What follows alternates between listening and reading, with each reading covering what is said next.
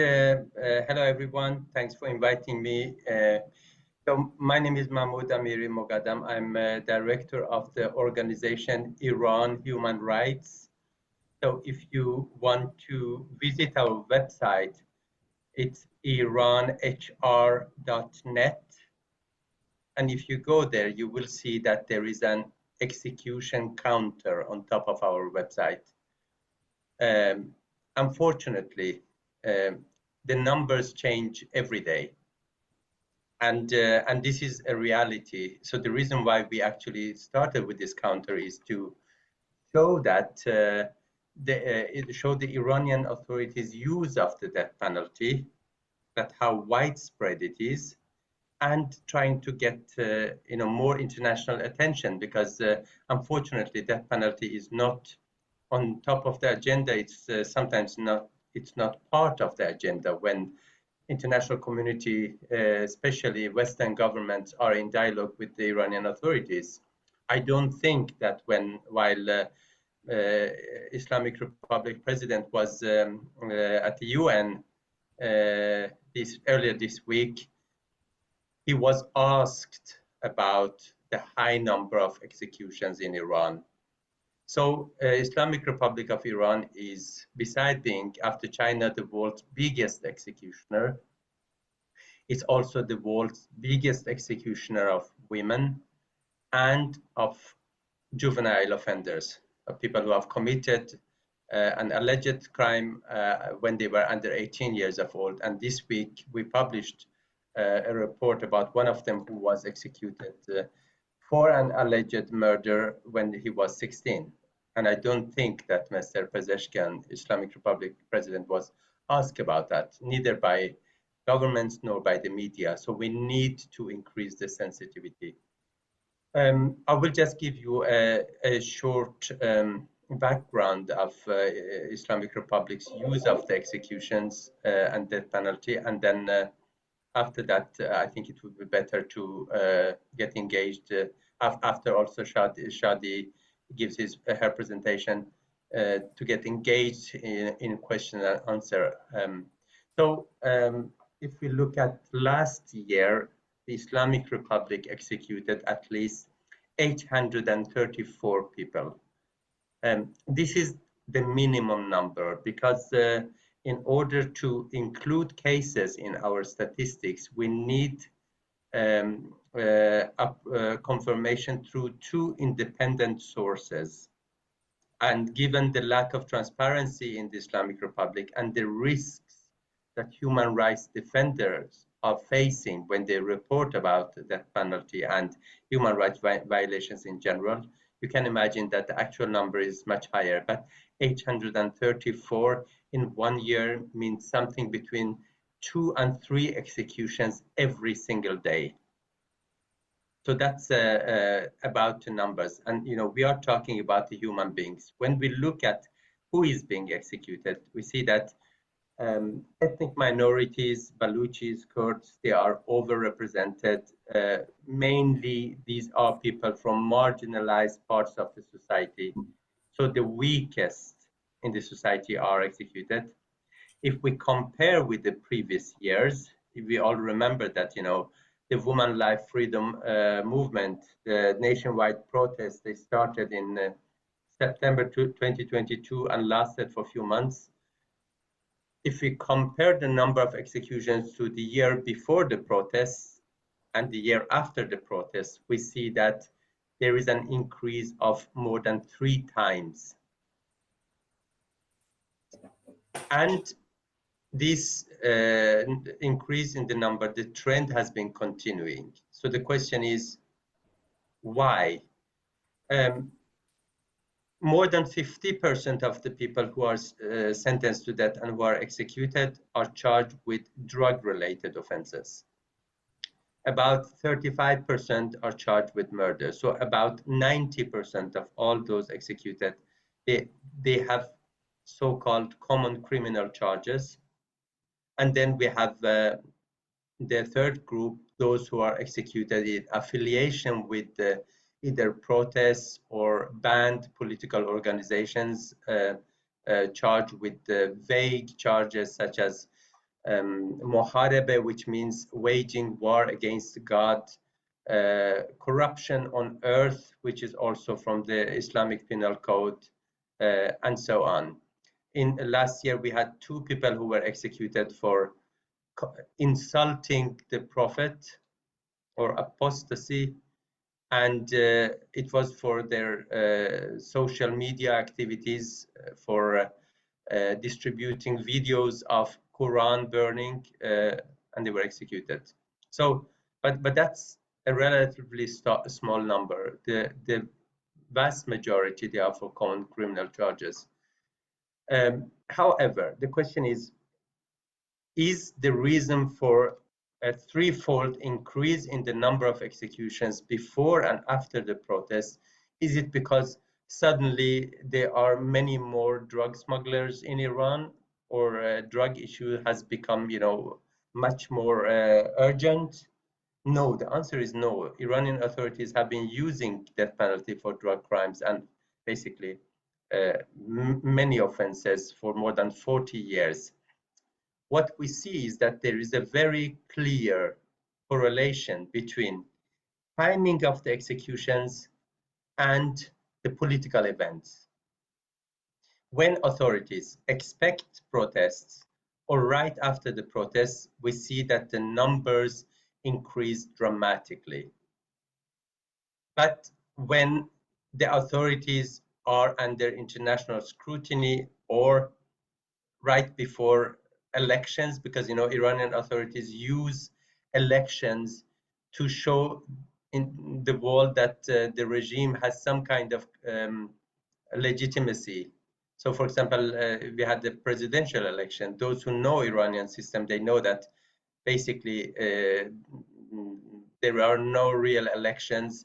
Those who are candidates in the election, they are selected by the authorities based on their how loyal they are to the supreme leader, but still they want to pretend that there is kind of participation from the people, and in order to encourage people to come and vote, they reduce number of executions the weeks before elections, and this is what we have also seen. So death penalty is used as a political tool, both to create fear, to prevent more protests, but when they need people's participation and when they want to present another picture of the regime, they reduce the numbers. So this is death penalty as a political tool. When it comes to one of the probably biggest issues in the Iranian with regards to death penalty in Iran is lack of due process. We have 2 kinds of courts. We have the criminal courts and the revolutionary courts. Criminal courts, well, they are part of a judiciary where the head of the judiciary is directly appointed by the supreme leader and is supposed to report to the supreme leader. So it's not an independent judiciary.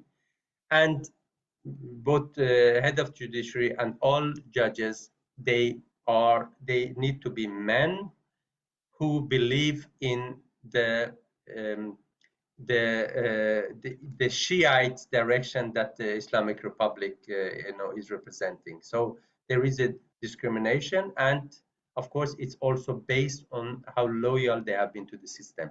So the judiciary is not independent, and when it comes to methods to prove guilt, the most common way is through confession.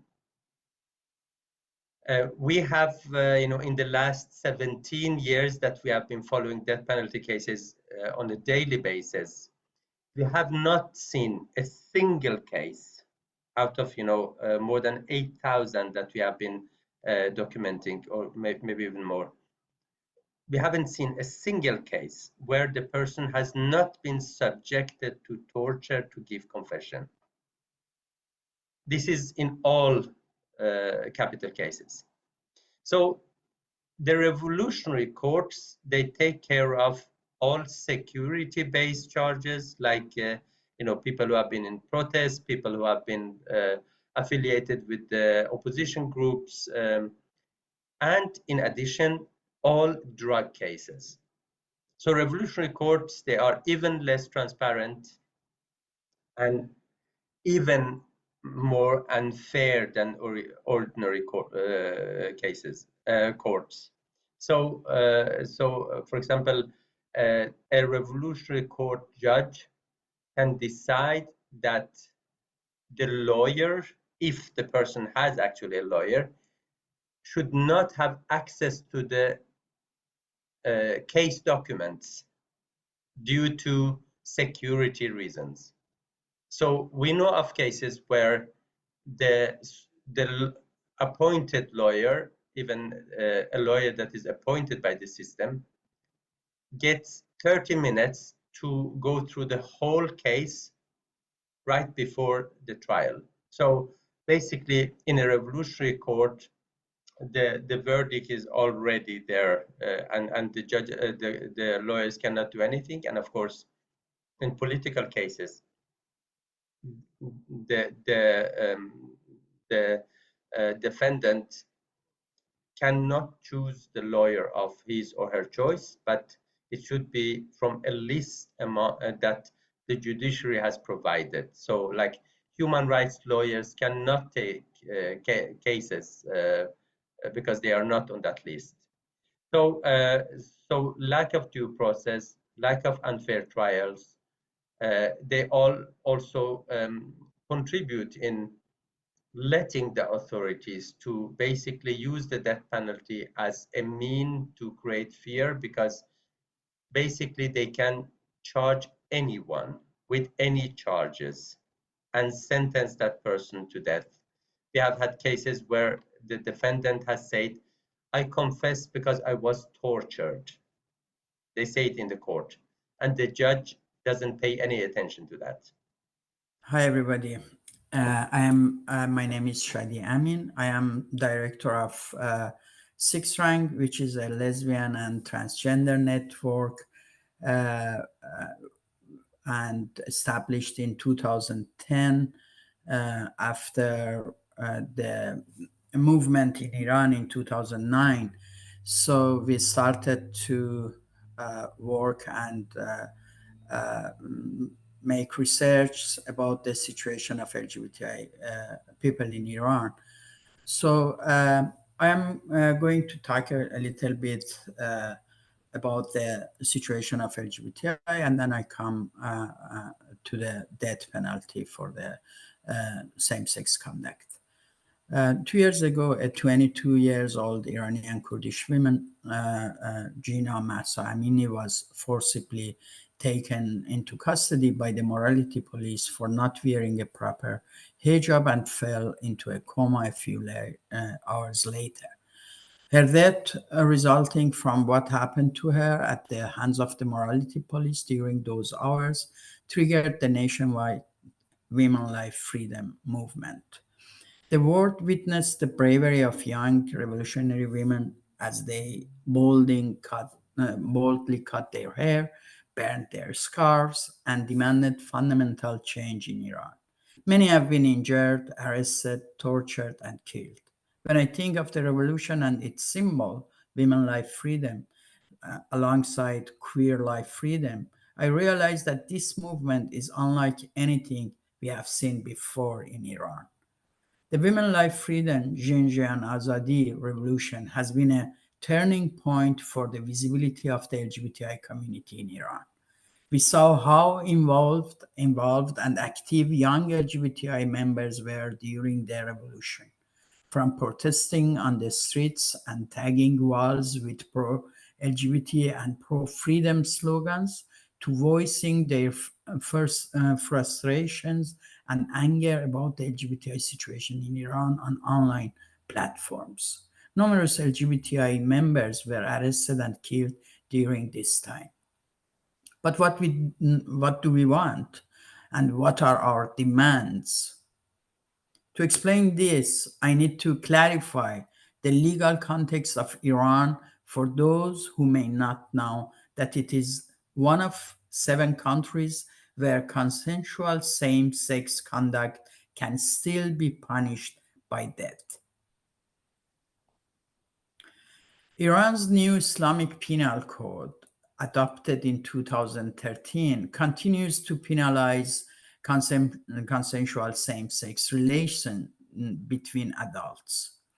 The penalties range from flogging to the death penalty, depending on the nature of the sexual activity. Generally, punishments for gay men are more severe for consensual passive partners. I use the terms from the law, passive partners, than for consensual active partners. The punishment also depends on the marital status of the men and whether they are Muslim or not. For sexual acts between women, both passive and active parties face the same punishment: 100 lashes for the first three offenses, and upon the fourth offense, they will be executed. This critical details is often overlooked in analyses and statements. Other same sex acts that are criminalized, which apply to both men and women, include same sex kissing or touching as a result of lust, punishable by flogging. These penalties also apply to children under the age of 18, as the age of criminal responsibility in Iran is nine lunar years for girls and 15 lunar years for boys, which means 8 years for the girls and 13 years for the boys.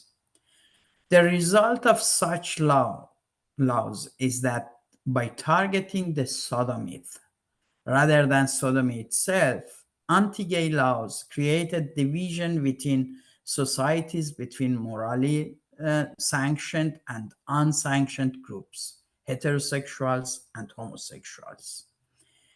These laws lead to numerous consequences that facilitate the tolerance of abuse and mistreatment by state agents, which would not otherwise be acceptable. Amnesty International report says such laws, even when not implemented, construct societal attitudes, sending a clear message of, at best, second-class citizenship. Laws criminalizing homosexuality encourage the dehumanization of lesbians and gay men by effectively making that aspect of their identity illegal. They can result in impunity for arbitrary arrests on the basis of allegations about sexual orientation, rumors of sexual behavior, or objection to gender persecution, with few, if any, consequences for torture or other ill treatments, as we saw in the past in Iran. The law also imposes penalties on those considered to have committed a haram, sinful act, which may apply to women and men who do not conform to expected or culturally accepted behaviors for their genders. But if you challenge the lobbyists of the Islamic Republic, who are unfortunately prevalent on social media and in academia, they will respond, yes, it exists in the law, the execution for same-sex conduct. But how many executions have there actually been for consensual same-sex conduct over the years? They are correct. The Iranian judiciary system, as Mahmoud said, too, is not transparent, and we lack precise statistics on this issue. The same problem exists with conversion therapy. We have no data on how many children undergo these inhuman treatment methods, such as electroshock therapy, and remain on psychotropic medications for their entire life. Additionally, we don't have accurate statistic on how many individuals from our community die by suicide, or are killed by male family members. But we know of dozens of individuals who have lost their lives in various ways due to hate-motivated crimes.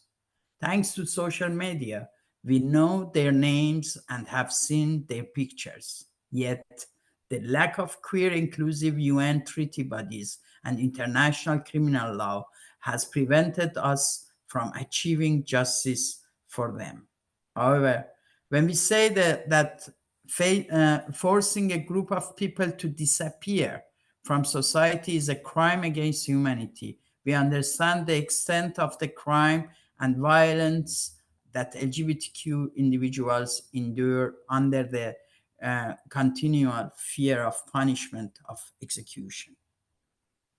As our report, War on Bodies and Minds, indicates, and as confirmed by the UN Fact-Finding Commission investigating the crimes during the Mahsa Amini protest, the LGBTI community has faced gender persecution, which entails severe torture and violence based on their sexual orientation or perceived sexual orientation, as well as their gender identity or expression.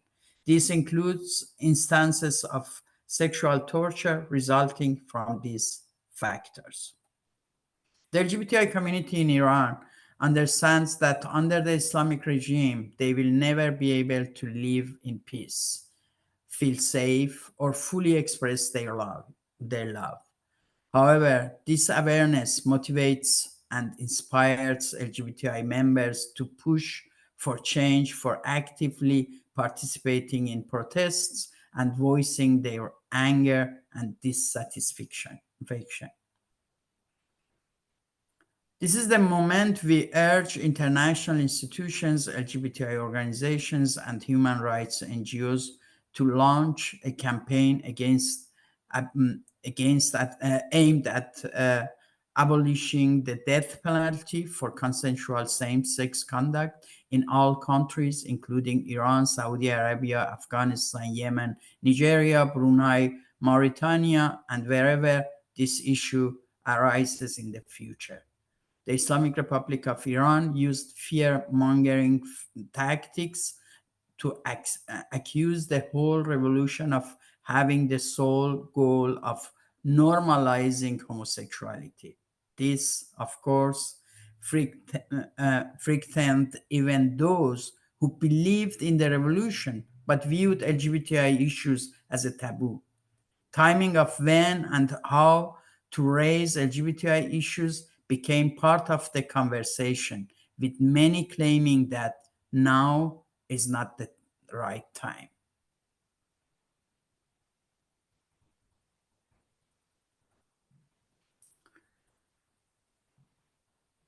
Mahsa, a 21 years old lesbian from Zahedan, writes to us, "We seek a normal life, one where we can go shopping together, choose our clothing, and take pictures without hiding, free from the constant stress of forced outings, arrests, sexual assault, or the threat of being sentenced to death." When we see that, we ask, if not now, then when? Those who won't accept our existence now won't accept it in the future either. One of our criteria for recognizing progressive groups and organizations these days is whether they respect LGBTI rights or not, and include LGBTI rights in their manifestos.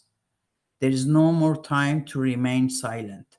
It is time to be a voice for communities that have no voice, as they simply do not want to be killed one after another in silence. Thank you very much.